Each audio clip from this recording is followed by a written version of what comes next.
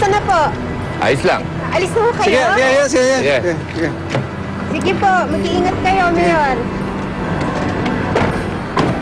Babay po!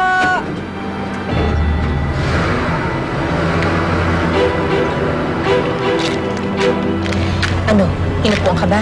Anong ginawa niya sa'yo? Hindi naman po, Nay. Nag-usap lang kami. Gusto niyang hiwalayan ko na si Levi. Anak, siguro nga dapat maghiwalay muna kayo ni Levi. Huwag niyo munang ituloy yung plano niyo. Nakakatakot, anak. Natatakot ako para sa'yo. Nay, hanggat hindi tayo umaalis dito, hindi tayo ligtas. At saka isa pa, hindi ako makikipaghiwalay kay Levi.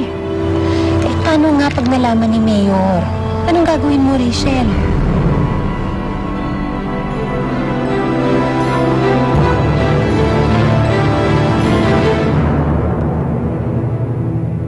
Rachel, tapatin mo nga ako. Ha? Bakit ako pinalayan ni Guardo? Naniligawan ka niya ulit? Umayag ka ba sa kalibugan niya? This is a complete demolition job. We have to turn the tables against Ricardo. Kailangan ang pagplanuhin natin maigito. Si Levi. Nagkakalabuan na raw sila ni Rachel.